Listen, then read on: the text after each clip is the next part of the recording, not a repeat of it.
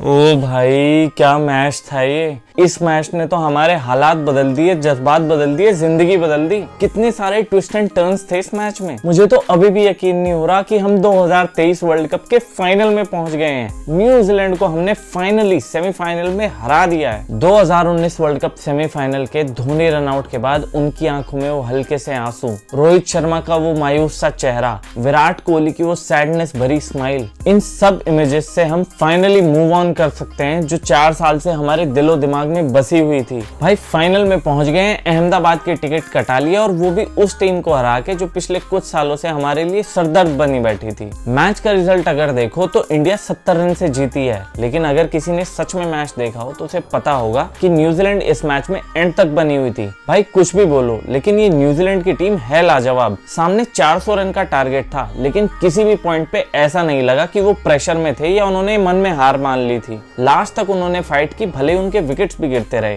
यार ये टीम दिल और मैच हमेशा जीतती आ रही थी और आज मैं फाइनली खुश हूं कि इस बार इन्होंने सिर्फ हमारा दिल जीता है और मैच टीम इंडिया को जीतने दिया है। और ये जीत ऐसी नहीं थी कि किसी के इंडिविजुअल परफॉर्मेंस से आ गई हो, ये कंप्लीट टीम परफॉर्मेंस था। 11 के 11 प्लेयर्स ने कहीं ना कहीं अपना हाथ उठा के बोला है कि हाँ भाई मैच जिताऊंगा। चाहे वो हमारे कैप्टन रोहित शर्मा हो, जिन्होंने हर बार की तरह हमें इस बार भी धुआंधार शुरुआत दी थी। प्रेशर तो सबसे ज्यादा शुरू में ही रहता है ना। ट्रेंट बोल्ट, टिम साउदी दोनों नई गेंद के साथ स्विंग करा के फिर से फुटबॉल का स्कोर ना बना दे, लेकिन इस बार रोहित शर्मा ने उनको प्रॉपर रो बॉल दिखाई है। रो हिटमैन शर्मा का जो उनका टाइटल है उसको कंप्लीटली जस्टिफाई किया है। इतना प्रेशर उनके ऊपर डाल दिया था, शुरू से मारना शुरू कर दिया था, जिसकी वजह से आने वाले बैट्समैन को भी पूरा टाइम मिलता है अपनी इनिंग्स बिल्ड करने का। विराट कोहली अगर सेंचुरीज पे सेंचुरी मारे जा रहे हैं तो इसके पीछे रोहित शर्मा का भी बहुत बड़ा हाथ है। इस वर्ल्ड कप में हमारी टीम के प्रिंस शुभमन गिल भी पीछे नहीं रहे। जैसे ही रोहित शर्मा आउट हुए तो उन्होंने एग्रेसर का रोल ले लिया और विराट कोहली को वो टाइम दिया कि वो सेट हो सके और रन रेट मेंटेन रखी।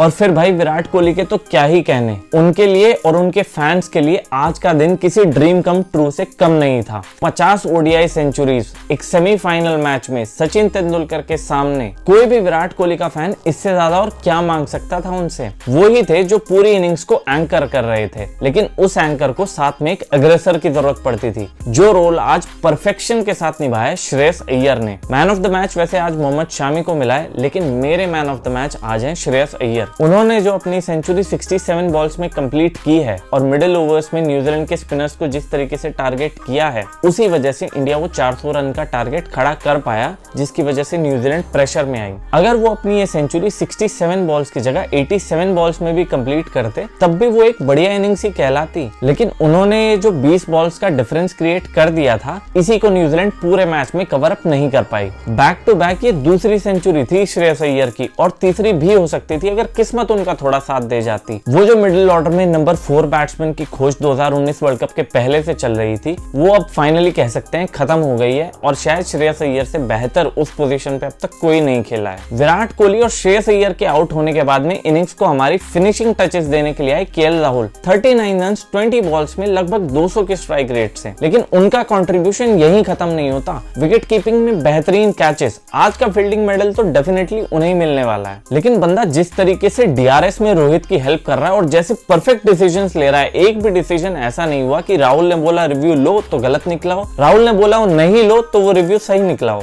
इस कंप्लीट बैटिंग परफॉर्मेंस की मदद से इंडिया ने 398 का टारगेट दिया न्यूजीलैंड को। और मुझे पर्सनली लग रहा था कि इतने बड़े टारगेट के सामने सेमीफाइनल के प्रेशर में न्यूजीलैंड बिखर जाएगी, लेकिन न्यूजीलैंड बीइंग न्यूजीलैंड वो मानने वाले कहां थे। एंड तक फाइट किया उन्होंने। वानखेड़े में चेजिंग डिफिकल्ट रही थी अब तक, लेकिन उन्होंने दिखाया कि उन चेजिंग साइड्स में क्वालिटी की कमी थी। शुरू से ही सिराज और बुमराह दोनों को ही काफी असिस्टेंस मिल रहा था पिच से, लेकिन दोनों को ही न्यूजीलैंड के ओपनर्स ने अपनी विकेट नहीं दी। लेकिन विकेट कब मिली? जब आए इस वर्ल्ड कप के leading wicket taker Mohammad Shami. फटाफट 2 विकेट्स निकाल के न्यूजीलैंड को प्रेशर में डाल दिया था, लेकिन उसके बाद केन विलियमसन और डैरिल मिचेल ने रीबिल्डिंग का काम शुरू किया और धीरे धीरे रन रेट भी मेंटेन रखी, विकेट भी नहीं गिरने दिया। लग रहा था कि 400 रन का टारगेट अब बहुत बड़ा है, नहीं पहुंच पाएंगे, लेकिन धीरे धीरे धीरे step by step her 5 overs में उनके चांसेस 6% से बढ़ते बढ़ते 20% तक पहुंच चुके थे। 30 ओवर तक जब वो पहुंचे 200 रन लग चुके थे बोर्ड पे, विकेट 2 ही गिरे थे और ये डर कहीं ना कहीं लगने लगा था कि शायद ये मैच भी इंडिया के हाथ से निकलता जा रहा है। हमेशा की तरह जो नॉकआउट मैचेस में हमारे साथ दुर्घटनाएं होती हैं वो होने लगी थी। शामी ने केन विलियमसन का कैच छोड़ दिया, डेरिल मिचेल एक क्लोज एलबीडब्ल्यू कॉल सर्वाइव कर गए, केन विलियमसन एक रनआउट सर्वाइव कर गए। जो भी शॉट्स हवा में खेली जा रही थी वो नो मैन लैंड में गिर रही थी। उस मोमेंट पे लग रहा था कि शायद लेडी लक अपने साथ नहीं है और जो 2019 में देखने को मिला था वही 2023 में देखने को मिलेगा। लेकिन फिर से शामी ने जो कैच ड्रॉप किया था केन विलियमसन का, उसकी भरपाई की। पहले केन विलियमसन को आउट किया और फिर टॉम लैथम को आउट किया उसी ओवर में। उनके बॉलिंग फिगर्स फिर से वही, जस्ट लाइक ए वाव। लेकिन न्यूजीलैंड उस मोमेंट तक जैसा खेली थी, इतना डर का वो माहौल तो बना चुके थे कि ये मैच अभी गया नहीं है हाथ से। डेरिल मिचेल भी तब तक खेल रहे थे, लेकिन फिर धीरे धीरे हम मैच पे अपनी पकड़ मजबूत करते चले गए। 42nd और 44th ओवर बेहतरीन डाले कुलदीप यादव ने, जसप्रीत बुमराह ने बढ़िया गेंदबाजी की, तो बॉलिंग में भी एक कंप्लीट टीम परफॉर्मेंस देखने को मिला। लेकिन स्टार रहे Mohammad Shami. Man of the match उन्हें मिला भी, लेकिन उन्होंने कई सारे रिकॉर्ड भी तोड़ डाले। वर्ल्ड कप में सबसे तेज 50 विकेट, सबसे ज्यादा 5 विकेट्स ऑल और भी कई सारे रिकॉर्ड। अब हम जा रहे हैं अहमदाबाद के नरेंद्र मोदी स्टेडियम, जहां पे इतिहास हमारा इंतजार कर रहा है। वर्ल्ड कप ट्रॉफी और हमारे बीच अब सिर्फ एक मैच है। 10 मैच हम लगातार जीत चुके हैं और मुझे नहीं लगता कि ऑस्ट्रेलिया और साउथ अफ्रीका में से जो भी टीम जीतेगी वो हमारे सामने टिक पाएगी। ऐसा इसलिए क्योंकि इस टीम में 11 के 11 खिलाड़ी परफॉर्म कर रहे हैं। कोई भी वीक एरिया नहीं लग रहा है जिसको अपोजिशन टीम टारगेट कर पाए। तो मुझे नहीं लगता कि और कोई भी टीम 19 नवंबर को वर्ल्ड कप ट्रॉफी उठाने वाली है टीम इंडिया के अलावा। तुम्हें क्या लगता है कमेंट करके जरूर बताना। वीडियो अगर अच्छी लगी हो तो लाइक किए बिना मत जाना। मैं मिलता हूँ अगले वीडियो में, तब तक के लिए टाटा बाय बाय,